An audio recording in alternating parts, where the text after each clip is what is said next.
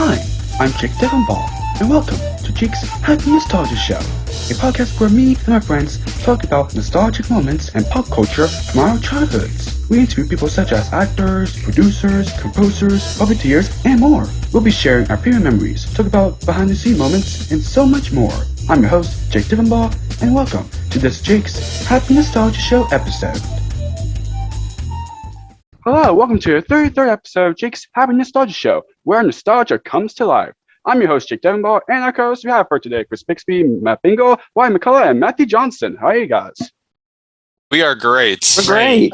I'm just speechless. Amazing that we got this person. Yes, Yep. me Yes. too. Yep. Yes, the guest we have for today, he is a puppeteer that works on projects that even us grew up that they know of his work, like especially Like Pee-wee's Playhouse. Yeah, Imagination Movers, the Muppets, some more others too. Elmopalooza. Yes. And he was also Warehouse Mouse on Imagination Movers. And here he is, Kevin Carlson. How are you? Hey. Good to see you all today. Yes. Mm-hmm. So the first question to start with is, how did puppeteering begin for you? Well, I started doing puppets. My first job was demonstrating puppets for a company that was selling puppets in a department store. And So I give it a shot, and they had some pre-recorded things that I would puppeteer to, and little songs and things. And then I discovered I was kind of bored, and so I came out in front of the curtain and just started talking to people walking by with the character. And I go, well, this is cool, because the puppet can kind of get away with stuff that you as a person probably couldn't. Mm-hmm. Yeah. You know, Yep, I would know. Yeah. I would know. Yes. So that's how I kind of started, and I was working with my church puppet team too. Yeah. We were doing Bible stories and whatnots, and so that's kind of where I developed my craft a little bit. Nice. And I believe you also did the Muppets on tour. Is that right? Yeah, the Muppets on tour. That was back in '85. You know. Yeah, because I saw that in the wow. Under the Puppet interview That with was awesome. one of Matt's good friends, Grant Pachoka. Yeah. Grandpa Oh, yeah. Choker, wonderful guy. Right. Love Grant. He's awesome. Totally T-paper. Yep. Yeah. And Fantastic guy. the Muppet Show on tour was the full body costumes of the Muppets. Oh, wow. Like Sesame Street Live, but Yeah. just the Muppets. And we traveled around for 9 months of the year. Wow. across the Oh, East wow. Coast. And, That's crazy. yeah, it was a great tour, because I had just graduated from college and I was ready to go out and see the world, and so I went and saw the world with the Muppets. Nice. There you go. Yeah. That's awesome. Very cool. And that was That's way to do it. during the Muppet Babies was just starting to be popular. That's and right. so in Oh, the wow. show itself, Yep. was Muppet Babies. There was on a little cart that wheeled in, and we did the live Muppet Babies.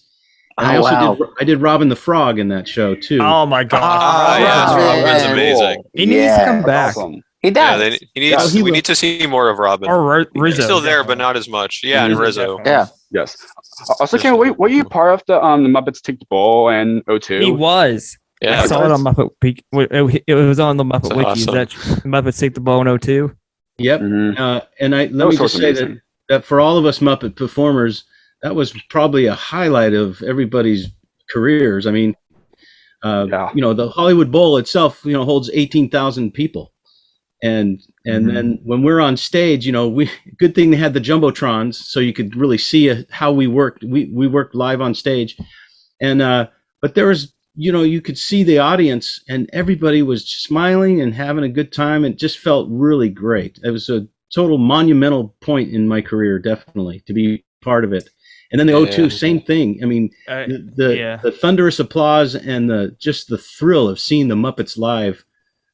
And the puppeteers, you got to see us, you know, we were in blacks and whatnot, but just to see how we do our craft, I think that was really a bonus to the whole thing. Yeah.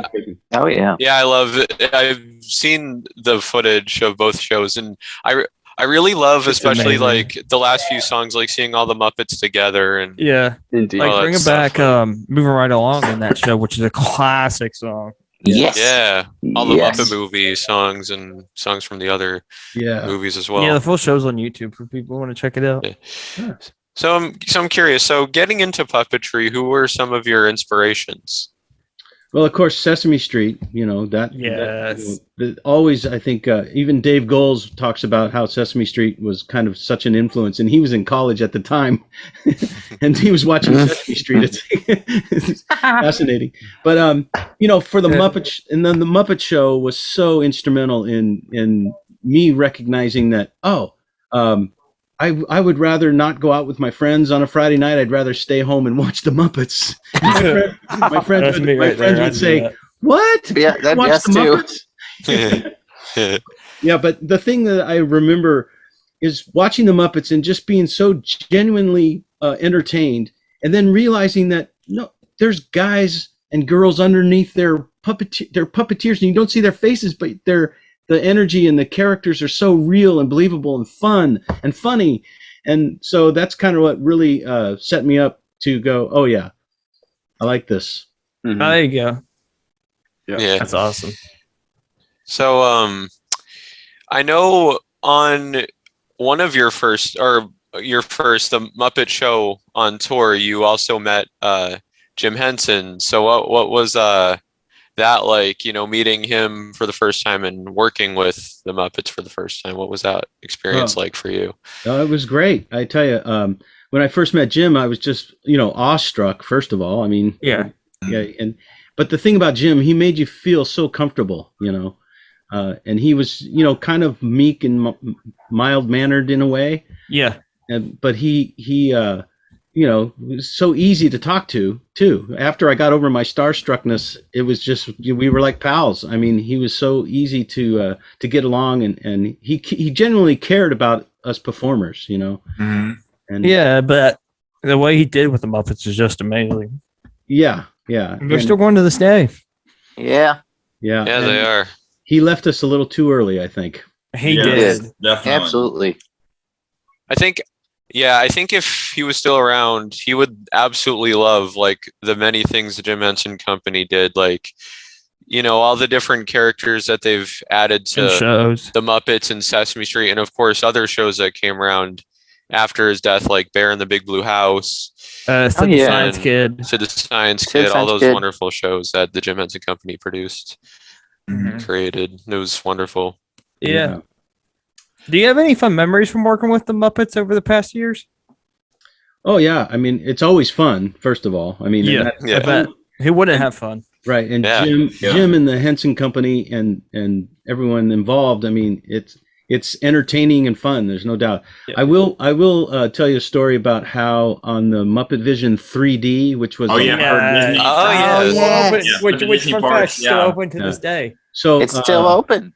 Yeah, I guess it closed in the Anaheim one. They did. They closed the one in Disneyland.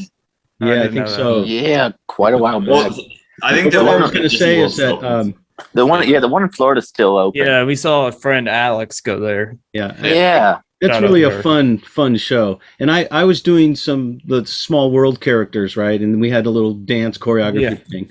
And and Jim was directing, and it's a 3D camera. So the 3D camera is this giant refrigerator looking thing, So, so anyways, we all had monitors, and I was in the back doing my little character. And during the shot, I realized there was someone there that wasn't there before, and it was Jim. And Jim had picked up a small little character and was working right next to me. So we had got to work right next to him, and we had a lot of fun. Amazing. I mean, yeah, that's awesome. Wow, that's awesome. That is amazing. Do you have a favorite Muppet project that you worked on? Yeah, well, I think the live Hollywood Bowl in the O2 that kind of cemented everybody together into a harmonious kind of like because Disney has purchased the Muppets. Yeah. Yeah. So Disney it's the new corporate entity is Disney, as opposed to the Hensons, and so it's a different kind of corporate lifestyle kind of thing. But those shows were really instrumental in bringing us all together and doing the show, and it was crazy, because the run-throughs that we had before the show actually opened were a little messy. And there's a little head scratch, like the music and the tracks were off, and there was like things that were not going so great. But that's kind of how the Muppets always been. It's like, well, we'll muscle through it, and that's what we did. We muscled through it. Yeah. And back on the subject of Muppet Vision 3D briefly, I know because I saw an interview the other day with Rick Lyon.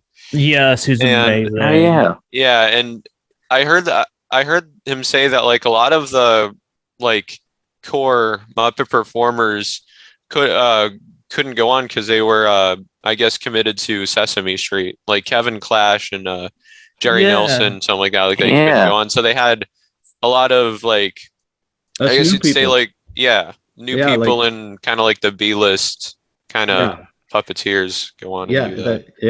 It was great to be part of it. I'll tell you. Yeah, I bet. Yeah, and I will tell you a story too. There was a reshoots because Jim passed away before it released. Right. Wow. And so Frank Oz did these reshoots to kind of fill it out and fix it up. And so I was there assisting Frank and Dave Goles as well. And they had to do a bit with Kermit. And it was like the first time they brought Kermit out without Jim. Jim. Yeah, that's weird. I bet that was hard. It was an emotional moment. It really was. Bet. And I remember Dave Goles, Dave was going to do the bit, and I watched him put on Kermit and look at it and then just collapse and just say, I need a minute. I can't, it's too heavy. I can imagine.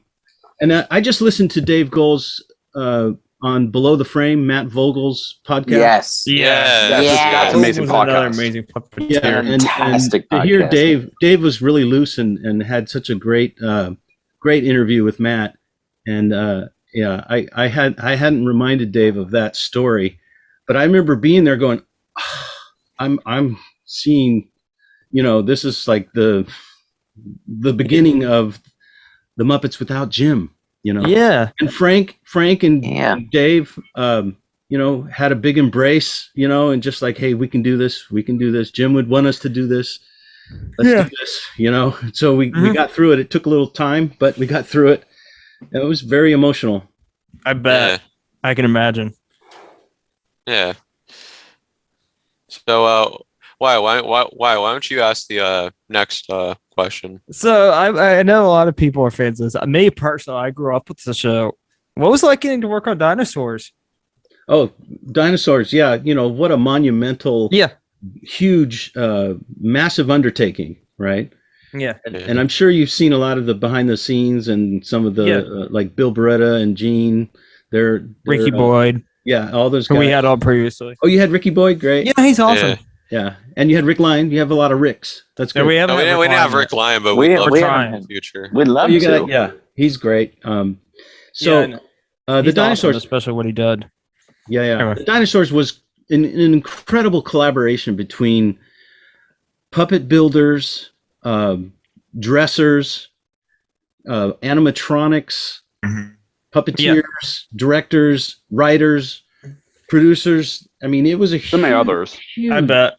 And the set was just a buzz. I mean, of stuff going on. The sets were beautiful, and it was just, and the show really had some nice moments and poignant moments and pointing out some of our issues as humans. That are ridiculous, So, yeah. And I just remember, watching like Bill Beretta take the head off of Earl, and his head would be steaming, because it's so hot, Yeah. And those soup performers, they gave it their all. I mean, my good friend Michelin Sisti. Yeah.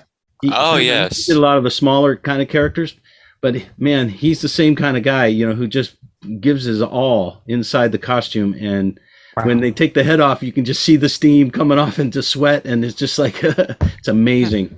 Yes. It's kind of crazy because you also worked on Pee-wee's Playhouse. How did that come about? Yeah. Because I know I have I have two friends a friend out there that loves that show. Yeah. I was pretty fortunate. I was working on DC Follies with the Crofts. Oh, wow. Right? Oh, yes. Sid Croft and Marty Croft. There was an audition for puppeteers for Pee-wee's, and they wanted a character tape. Mm-hmm. and I had not put one together yet. But I grabbed my mom's old cassette recorder, had a microphone on it. It sounded really bad. And I put together, 6 or 7 characters. And in the audition, they asked me to play the tape. And so I started playing it, and I could just kind of see everybody going, ew. And I'm just going, oh, please. But then I did Flory's voice. Yeah, Flory. Oh, he's way down here. Hello. Oh wow! Wow. He's way down there. It's raspy and it's can be uncomfortable. Yeah, and it's funny because Paul Rubens, Pee Wee, he said to me, he goes, "Do you mind if we fast forward?" And I said, "Oh yes, please." But you got to hear this one voice. And so I queued it up, and he goes, "You're doing that?" And I said, "Yeah." And he goes, "That's interesting." And then they sized me up for Conky. Yeah, Conky, the guy who played in New York, because this was the second season. Yeah, and the guy, they didn't bring the guy out from New York, and so they wanted to replace him. And I happened to be the same physical size as them, height wise and whatnot, because that costume was really tight fitting. And so I got the gig, and that was a game changer for me. That was a game changer, and that show was so much fun and creative. I bet. And the artistry of it, and, my friend Wayne White and Rick Heitzman and Allison Mork. I mean, we're still pals today, And Lynn Stewart, the most beautiful woman in Puppet Land. Mm-hmm. Yeah. So, and then, got to work with on the Christmas special. We had so many guest stars. Wow. I got to meet Magic Johnson and Charo. Oh, there you go. And, he's awesome. And the list goes on. I mean, the list goes on and on. We'll look it up. It does. Matt, I feel like you should ask this next question because I've too actually. Because you're of all the people, I guess I know of the show, but you have the most knowledge on it. Well, yeah, I think I do. I really love watching Timmy the Tooth. I think it's fantastic. Yeah. How the idea of that come about? Okay, well, yeah, Timmy the Tooth is one of my favorites too. Yes. What happened was my partner James Murray and I were doing birthday parties, and we had a show featuring Timmy the Tooth. Oh wow! And his pal Brush, right? And yeah. So we would do birthday parties, and we had this nice half-hour little puppet show, and it was like great for kids. Kids loved it. Parents loved it because we did a lot of jokes that were over the kids' heads, kind of like the Bugs Bunny cartoon. Innuendos, yep. Yeah. Innuendos. Jokes that the kids might not pick up on. They'll scratch their heads, but later they'll go, oh yeah. But, so we had we took the show then into a theater. Yeah. And we actually did a couple of theater runs where 99-seat theater, and we would be selling tickets, and we would sell out, and it was like, wow, people really like this. So as we were breaking down the set one day, the puppet stage and everything, we said, we really should probably try to take this to the next level. So we hunkered down and put together a pitch and had some characters designed, and Drew Massey designed a few. Oh wow! Yes. That is awesome. Yes. That's Bob awesome. Papiano designed some too, and he actually ended up building all of them. And and those puppets are they were just amazing, and they were so much different than the Muppets or little different. Oh yeah. They had their own kind of style, and the animatronics and everything were just so. They were like the Mercedes versus a Volkswagen. Yeah. You know what I mean? It was like they were really good. And they still hold up today, which is amazing. I plugged Timmy in a while back, and his eyes worked, and it's amazing. He was on the reunion under the Puppeteer, which is amazing. Yes. And then James and I actually did a couple of little spoofs during the pandemic. We did some Zoom things with his character Puppet G. Oh, wow. That's right. Yes. See those? Yeah, those are just, we had to do something because we were all cooped up during the pandemic. Yeah. Right. But Timmy the Tooth was, he was just a really positive, kind of happy-go-lucky tooth, and then surrounded by the Cavity Goon, the villain, and the Gingivitis Gang. Yeah. Yep. He also had the mailbox, which Greg Belor did. Oh yeah, right. Greg's awesome. Yeah. Emmett the mailbox, yeah, and that was great for all of us puppeteers in Los Angeles because that's where we were. Oh wow! So I was able to give a lot of my friends some work, which is there you go. I love there that. You go.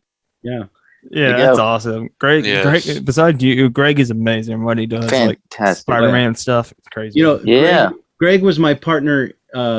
He was Baloney to Mr. Potato Head. Yeah, you did voice Mr. Potato Head. Yeah, I did. I was Potato Head. What? So Greg and I were a comedy team. I mean, boy, we had so much fun during that shoot. Yeah, Jakey, did you not know that?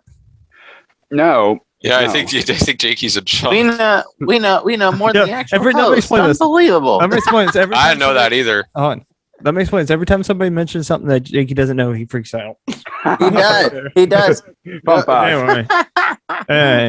Go back and watch Nick Balaban's episode. You'll see what we're talking about. Yes. Going back to Timmy the Tooth. Do you have a favorite episode at all?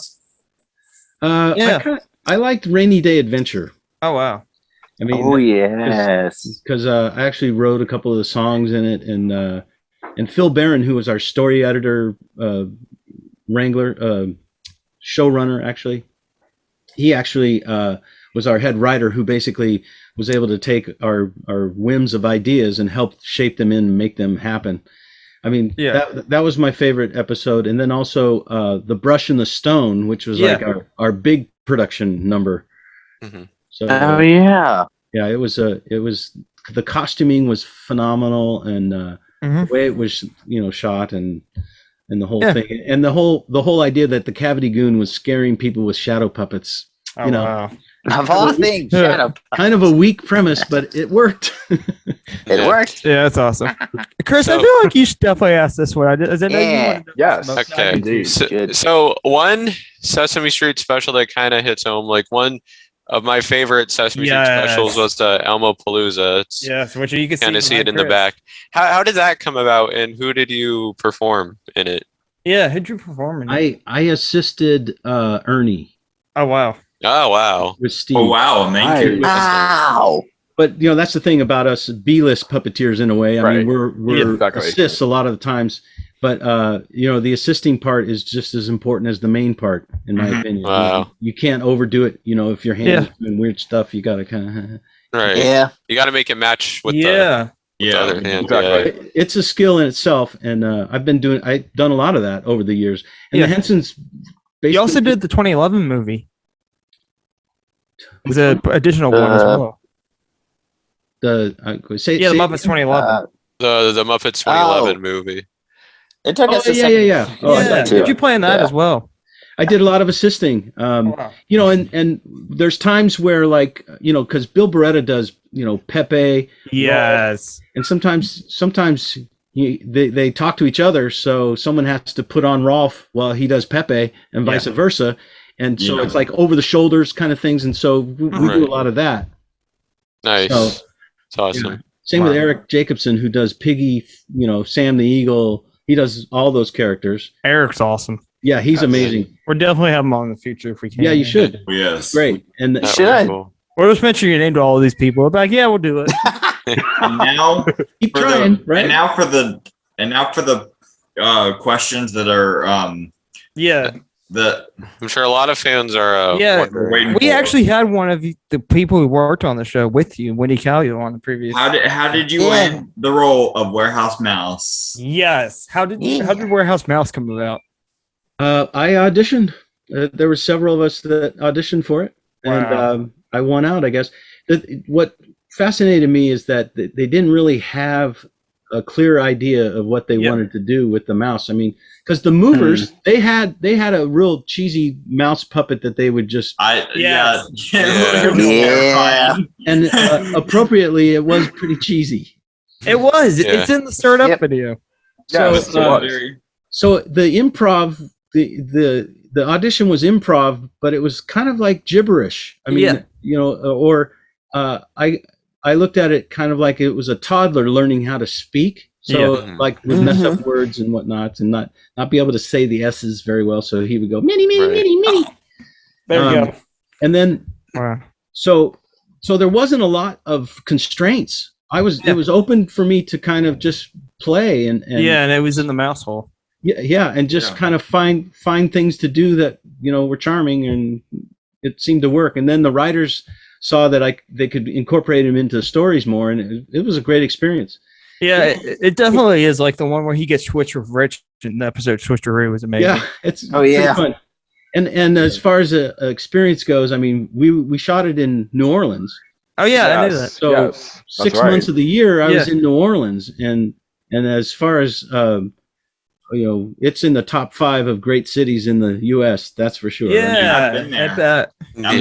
It's so interesting and full of history and so I had a really good time being in New Orleans for 6 months of the year. My wife would fly out and I'd drive back, and we kept it together. I did miss my son's high school graduation, which I felt terrible about, but at the same time, it was just not going to work out.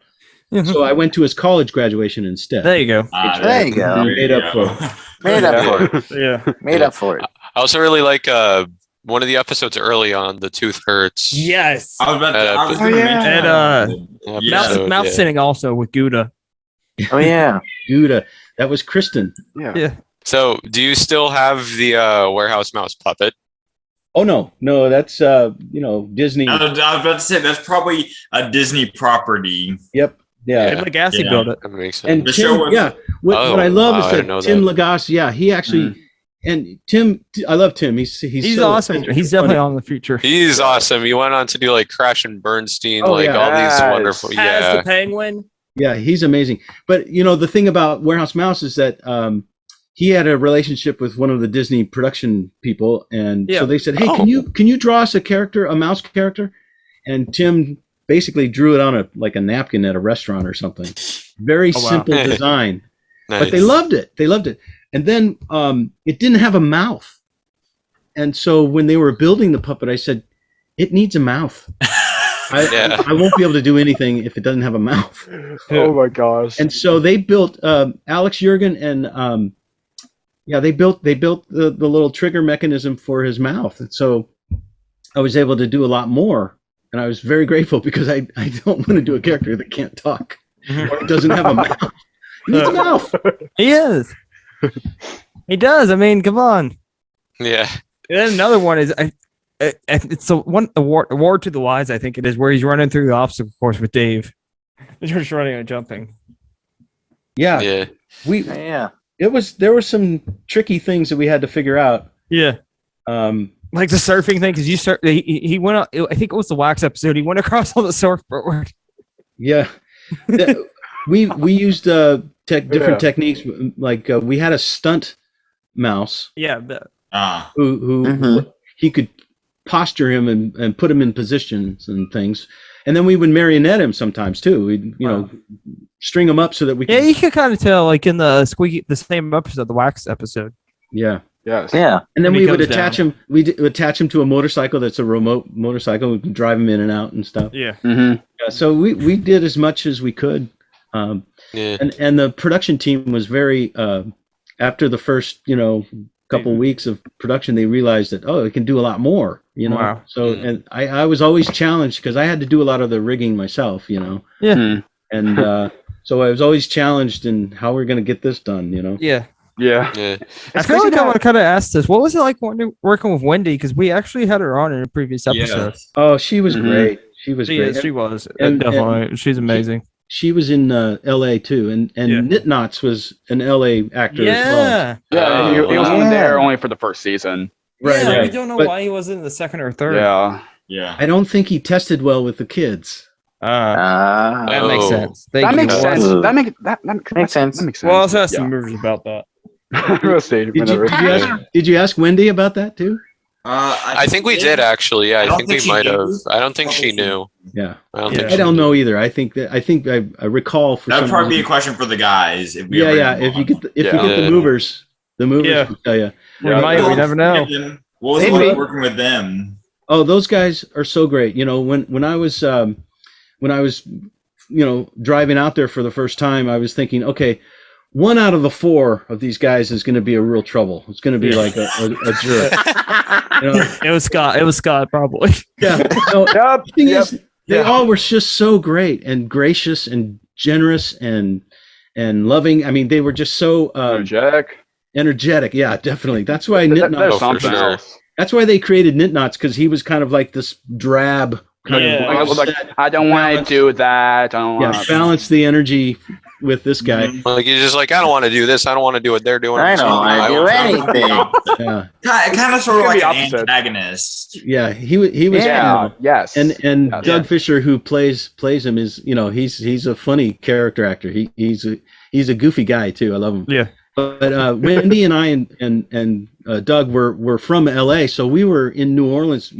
Lifted from LA to New Orleans for 6 months of the year.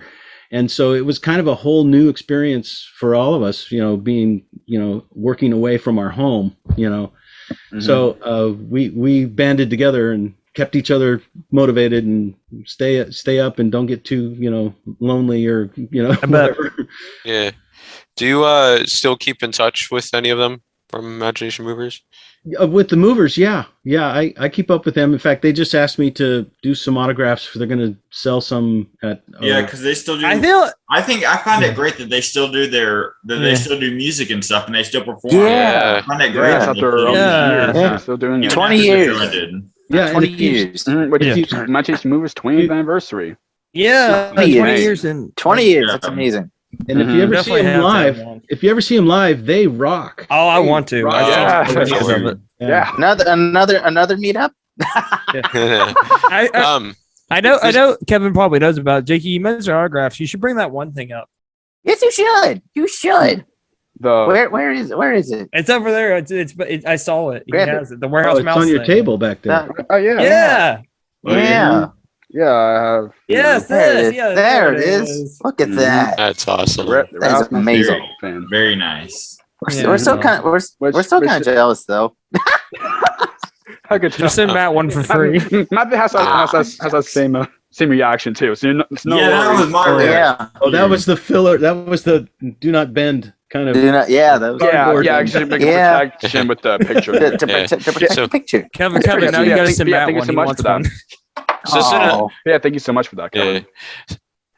It's crazy that Imagination Movers did a concert video too. Yes, I actually have it. I bought it on iTunes. Nice concert video. Yeah. What is your favorite Imagination Mover song? Well, they asked me to play ukulele on the Hawaiian one. Oh wow! I did not know that. That's cool. That's what it is. That was pretty fun to be able to kind of contribute in that way. Yeah. But I think there was a cheese song. I sang a cheese. Oh yes, yes. I love that song. Really awesome. Yes. And that was fun. And I love that song. You gotta imagine the production itself. These four guys had to go during the production day. They had no time to relax really because they had to go record songs. They had to write songs and film, and then to film. In the studio, we had they had their own recording setup in another room, and it was just amazing. These guys never had a break. They were just beat at the end of the day. That's for sure. Yeah, I'm surprised your favorite song is not "Where's Warehouse Mouse" because that's a good one. Oh yeah, they're all good. Earworm. That's an earworm. Yeah. Definitely. Matt, I think you should ask the next question. Okay, you want, all right. So or Marty can. Yeah. Let Marty do it. Marty hasn't asked me yet. Matt. My turn, human. All right. So you talked about favorite song from the show. What is your favorite episode you've worked on? Yeah. For which show? Imagination Movers. Yeah, back to the Movers questions. The one where the mouse was the waiter, the maitre d', the waiter when they were huddled into. Oh yeah, I know. Is that Idea Cafe? Yes. Yeah. Yes. Okay. That's it. Yes. That was my favorite because that was a good one. I was able to kind of be snarky a little bit with the mouse. Yeah. That's awesome. Also, I also really liked the episodes where you had certain actors from other Disney Channel shows. Yeah, Joey from those were cool. Yeah, cool. Jason Dolly. Yeah, Dolly. Jason Dolly was on there. There were so many other people. I forget his name, but the actor who played the dad on Wizards of Waverly Place, I think, was on an episode. I forgot his name. Tom Kenny work on the show? David Eloise. Yeah, David Eloise. He was. He did the voice Tom of Kenny Eddie. did the voice of the monster, didn't he? Eddie. Maybe he did. Yeah. I forgot about that. Yeah, Nina and Wendy's husband played him. Oh, right. And my friend Tom Fisher actually played the monster in one scene or something. I forget. Oh, wow. Because I had to help him get into costume. Yeah, and it was like it's big, massive, it's huge. Right. Yes. So I know Jakey brought this up, but this, what was it like doing Warehouse Mouse live in person for the fans? Because he was in the live concert. Yeah. It was fun. I mean, I tell you, I'll tell you a story too, because we did the Jazz Heritage Festival in New Orleans, the Jazz Fest, and the Movers performed, but they also asked me to have the mouse there because the Jumbotron, they could feature him because he's so tiny, you know. Yeah. And so I had a little electric guitar like rigged in him so I could play, and they put me up on the screen and people screamed, and you looked out over the audience. I mean, it's like the whole field, whole stadium. A field of people, and it was super fun, you know. And I was right next to Kyle, who plays the drums. Nice. Yes. So it was a little loud in this ear because he was right there. Just deaf in this ear. Just work through it. Yeah. Work through it. Don't let it get you. Yeah. So what was it like working on the spin-off series? Where is Warehouse Mouse? Yeah. Kind of another one of your own kind of shows. Yeah. Basically. Well, I was thrilled, first of all, because it wasn't my idea. It was, you know, they said, "Hey, we can do these little shorts," and you know, and it kicked off the third season, I think, or the second season. Something like that. So yeah, no, that was super fun. And the cool thing about it is that they had Dave Rudman. Yeah. Wow. Dave Rudman came and directed those. I didn't know that. That's awesome. That's cool. David's awesome. Yeah, he is amazing. This quiet giant, and has a lot of the same qualities that Jim Henson has. You know, the same kind of calm demeanor, and just, you know, wants you to do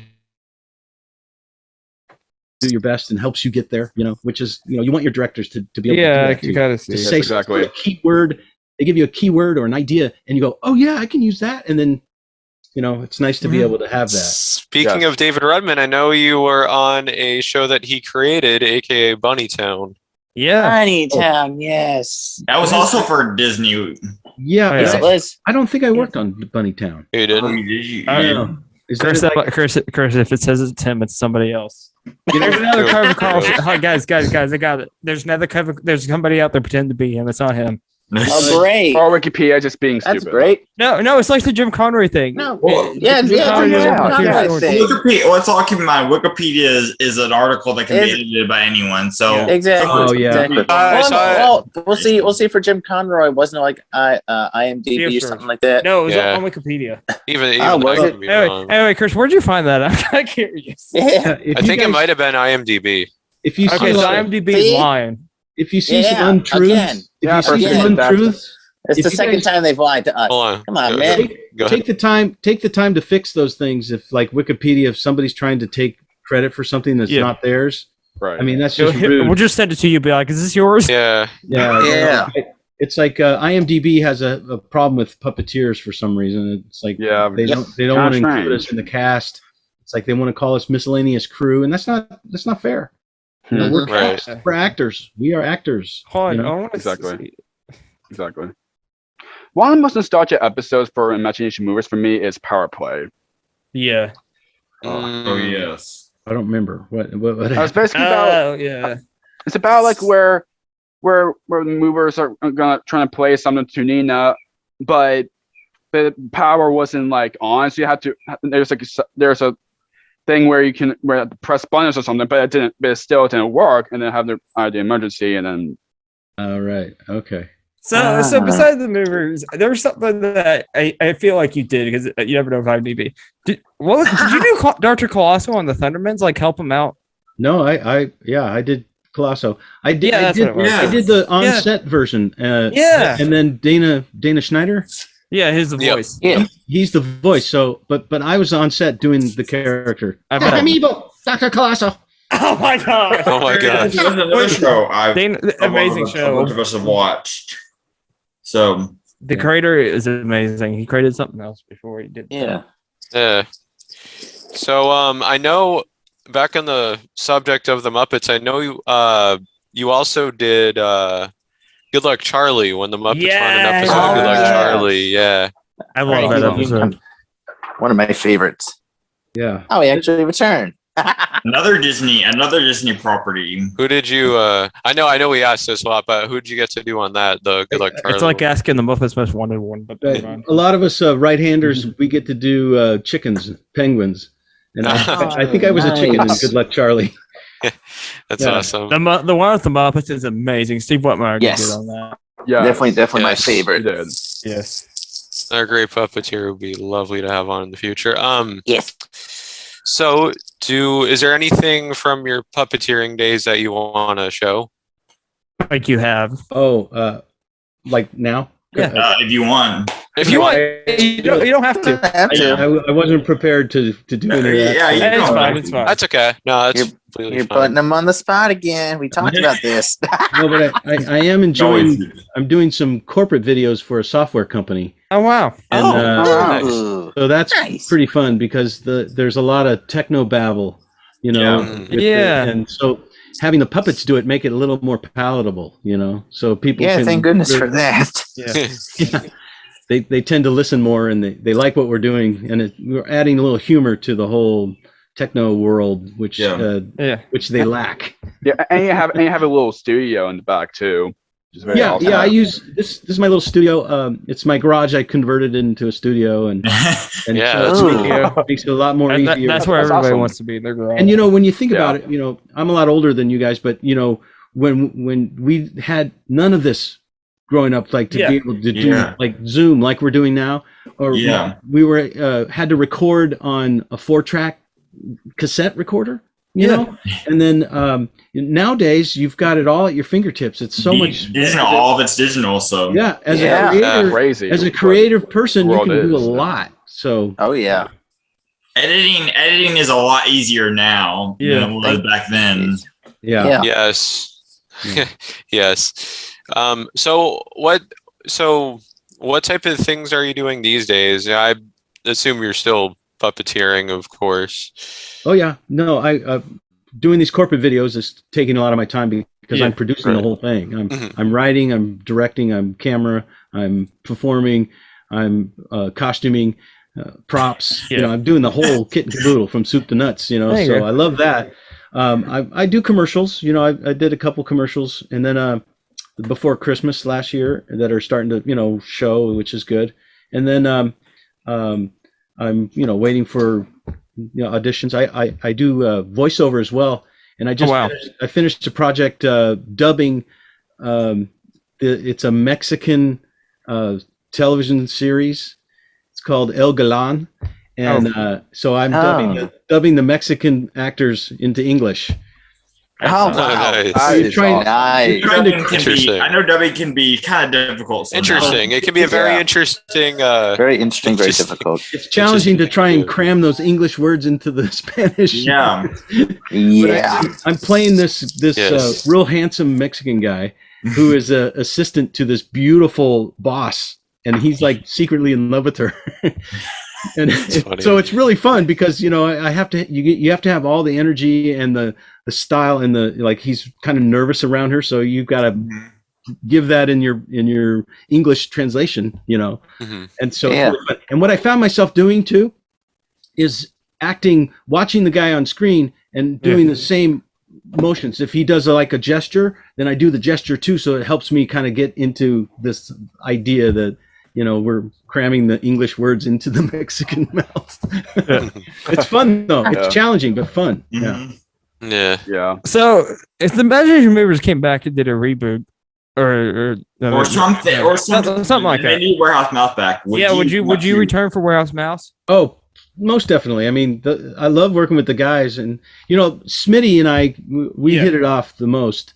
Yeah. And it makes sense. And Smitty, the actual firefighter. Smitty is like this down to earth firefighter guy who lives in New Orleans, grew up there, and he took me out fishing a few times out in the bayou. Oh wow! And, we just had a blast, and he's such a quality guy. I just love him. So I go back in a heartbeat because there you go. That'd be awesome. Bring the series back. Same with Warehouse Mouse. We love them. Yeah. Yeah. We'll see. Who knows? You never know. This is the age of revivals and reboots. This is true. Matt, for once, so you many don't have, things back. It's crazy. Matt, for once, you don't have to answer the next question because you know. I was going to ask her. You're going to answer this the third time. I feel like every time a Puppeteer's on, you should give your advice, even though we're going to have you on in a future episode. I've answered this next question 3 episodes in a row now. I don't know if I want to answer it again. It's fine though. So you can if you want to. I don't know. I've done it for the last 3 shows in a row. Save it for yours and the other person's episode, actually. Okay. So you mean you're gonna have to answer the 4th time? Oh my god. So the question that we're talking about is do you have any advice for anyone who wants to get into puppeteering? Or beginner puppeteers? Yeah. Actually, I do teach film and television style puppetry to a lot of actors. There you go, Matt. Audition and whatnot. Nice. But I always tell them too. It's really acting. I mean, the technique is like, if you picked up a saxophone, you could probably make some noise, but you probably can't make music. Yeah. Right. You know what I mean? So it takes a while and to acclimate because there's so many things you can do. One of my early training situations, I remember him saying to me, like, okay, the puppet can do anything you can do as an actor. Yeah. Right. So if you approach it from the acting standpoint, it's like, you can make a character think, breathe, come up with ideas, double takes, all of the things that you can do as an actor, the puppet can do. So don't be like feeling like you can't. You can. You just got to find it, There you go. Nice. So, and puppetry is hard. It is. It takes a while. Oh yeah. I knew that I would be in show business as a kid because I love performing. Yeah. And what I love about being a puppeteer is that I'm not limited to any roles. I mean, I played a Chicken McNugget for a McDonald's commercial. So, oh wow. I mean, and then a cardboard box for FedEx for a grandpa, a little boy, a little girl. I played a little. You played girl. every role. So you can play all these different roles. So you're not limited as a performer. Yeah. Which is really great because if I was just an actor as myself, I mean, there's dozens of guys that look like me and in the same range and the same. Yeah. So I've been able to carve out a career for 35 years now. So yeah, that's awesome. Matt, I know you can definitely agree on all that since you're coming into 2 years of puppetry. Oh yeah, definitely. I definitely agree on that. Yeah, Matt, I could probably work with you for an hour, and it would give you a bunch of little. Get him on. One of his dreams is to be on Sesame Street. Help him out. Get yeah. Good. Yeah, that would be interesting. That would be fun. I'd definitely be down for that. Absolutely. Just let him know when. There's this other puppeteer like group, and Frankie Cordero was in it. Invite him to it. Yeah. I just met him recently. Oh, great. Are you in Chicago? No, it was on Zoom. Oh, it was on Zoom. There's an online puppetry class on Zoom, and Frankie was there.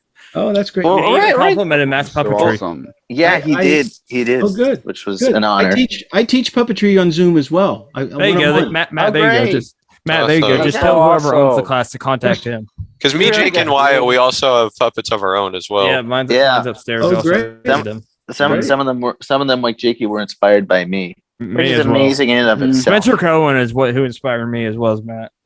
Oh, really? I didn't know that. Yeah, mine's upstairs. Wow, those are great. Yes. Yeah. Yep. Yeah. Yep. Well, there's Bean right there. And then you also got Julius, which we don't know where he is. Where is he? Julius, come here. Hold on. And Chris has Puppet Chris. Now it's and Matt's camera gets knocked over. No, it's because I have my earbuds in the things. Oh, there he is. And then when you walked away, I'm coming with you. Yeah, do we? Pretty much. No, he's fine. No, we don't. This will remind you of Snuffy. No, you don't. Look, Julius. Yeah, that's hey there. Yeah, that reminds me of Fuzz and all that. Oh what? Oh yes, that's right. Yes. I take that as a compliment. You also did, yes. All that. I haven't heard that yet. I take that as a compliment. He's heard he looks like Snuffy and stuff like that. Yeah. I get that a lot. Yeah. I do get that a lot. That's fun. Yeah. Which is fine. Yeah, I've had him almost exactly a year. Okay, great. My puppets, he's kind of got a basic name. His name's just Puppet Chris. And yeah, mine's upstairs. Had a lot of fun with him.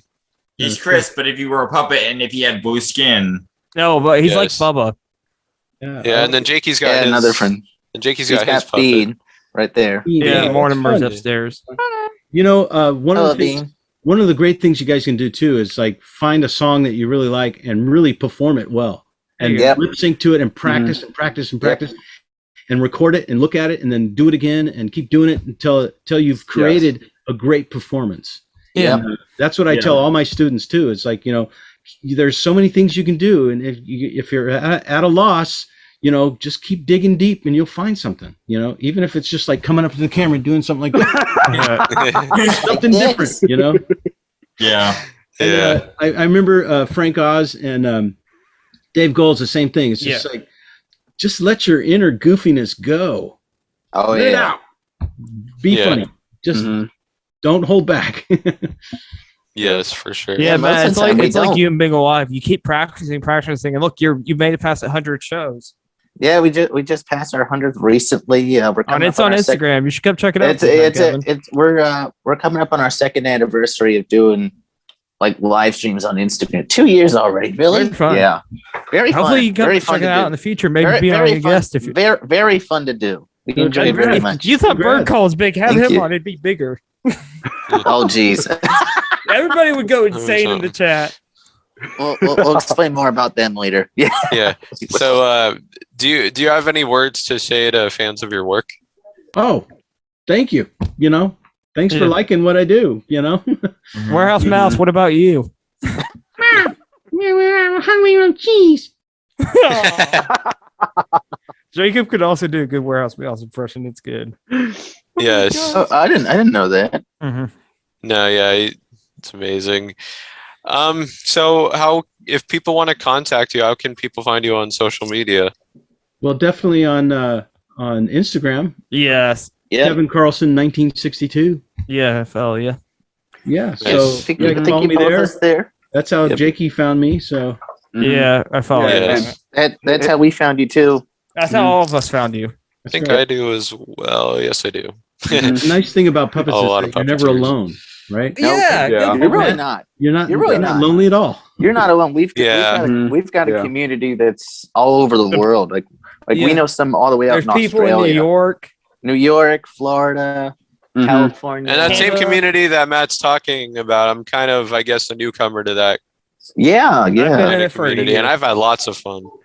Oh yeah, it's there's no drama. Been a blast. No, but hopefully in the future you can come guest on Matt's Bingel Live. Just unscripted fun. Unscripted fun. Yeah, and that's what the puppetry community is all about, you know. Yeah, it really is full of joy and happiness. That's awesome. And everything. A lot of the time, it's like hey, we're all just puppets in a puppet world. Yeah, exactly. Yes, yes. Can have said it better. Oh wow! Once he's saying something positive. Yeah. Don't jinx it. Just don't put that one person in there. They don't jinx it. And everyone, to people who's watching and listening, his Instagram will be in the description down below, so y'all can follow him. So yep. So I feel like I want to ask this. The podcast is nostalgia comes alive. When it's the tagline. When we talk about nostalgia and all that, what's something that defines nostalgia to you, or what's something you think of when it comes to nostalgia? The 80s. There you go. Yes. My parents grew up in all of a sudden it's nostalgic. So, Olivia Newton-John, come on. Yeah. Oh yeah. Grease. Yes. Let's get physical. Yeah, there you go. Great song. Yes. And everybody Wayne Chung tonight. Come on, the 80s. We still don't know what that actually means. We don't either. We never knew either. Oh my God. Don't know that. Don't know then. Don't know now. Yeah, we never will. Yeah, that's fun. Well, hey, enjoyed talking with you all today. This was a blast. You definitely have to come back. I think I can speak for all of Jake's Happy Show. Thank you so much for coming. Oh, you're so welcome, guys. Yeah. Imagination We definitely need to have you back on. Big part of my childhood because because all of us here were also into the Wiggles. So seeing that Playhouse Disney you know, they had this new show with a different like musical group of 4 guys. Seeing that was cool. And I think parents like the show a little better than the Wiggles too. The Wiggles kind of creep me out a little bit. The puppets and the Wiggles. Interesting. Whatever. Just don't look up the Wiggles puppets; they'll creep you out. Yeah. Okay. Yeah. Anyway, understandable, but thank you so much, Kevin. Imagination Movers are amazing, and you are amazing. Warehouse Mouse amazing. Yes. So. And you are also worth Timmy the Tooth too. Yes. Timmy the Tooth. You are worth it. Timmy the Tooth. Yeah, you are worth it. Whatever roles you My play. head's exploding. And the Timmy the Tooth reunion was also cool. Oh, good. Yeah, that was really fun. And I can't wait for you being back in the show again for June. Definitely. Good deal. Can we have you back? All right. Yeah. And Thank Jake, you so guys. much. Yep. See you next time. Yeah. See ya. Yes. You are worth it. Oh, he left. Oh, well, close this out anyway. All right. Hey, Jakey, close this out. Matt, you know what, Jakey, hold on. Matt, close it out. Change it up a bit. Yeah. Let's have. Oh, really? Let's have some. You know how we Oh, hold on. You know how we always have somebody do the intro differently. Let's have somebody close it out differently. Just Sure. have someone different. This guy's old news. This guy, I don't know. And he can't even remember. And he can't even remember. Yeah. Anyway, Matt, Marty, you do it. Okay. Get out of here, human. Fine. Jeez. Don't mean. Damn. No. Yeah. Thank you, folks, for joining us. This was fun. You know, it was nice to. It was. Very Kevin's fun. awesome. Very fun. If you like more information, please check out our YouTube page. For those listening on audio, check out our YouTube page. Our We're website. also everywhere. Music. We're also on Amazon. Oh, yes. Yes, we're also on Amazon Music and we're also on Amazon Music and Audible. Wherever you find your podcast. Yep, that's where we are now, too. as well as Spotify, Google Podcasts, Mixcloud, wherever you find Apple Podcasts, a lot of stuff. Apple Podcasts, Wherever you find your check us out podcast. there. We're also on Instagram, Jake's Happy and Nostalgia Show, Twitter, Jake's Happy Nostalgia Twitter, Show. Facebook at Jake's Happy Nostalgia Show. Check us out. Yeah, we got a link tree. If you go on our Instagram or look in our Discord server, if you're in that, you'll see the link tree, and that has a lot of the platforms that we're on. Come join us on Discord too. We're there all the time. Come check us out. Come hang out with us. We're always online. We're talk to fans. We're always online. We love meeting our fans. Yeah, we do. And we have absolutely speaking of enjoying things, we have enjoyed our time with Kevin Carlson. He is amazing. We hope to have him back on in the show in the future. He's definitely worth it. Yes, absolutely. Thank you folks for joining us. We will see you on our next show. Bye. You are worth it. You are worth it. You're nostalgic. Yep. And remember, stay nostalgic. Nostalgia comes alive. Comes alive. You are worth it. Bye-bye. Bye, everyone. Bye. See you next time on another episode of Jake's Happy Nostalgia Show. Be sure to follow us on social media and stream us wherever you find your favorite podcasts. Bye-bye.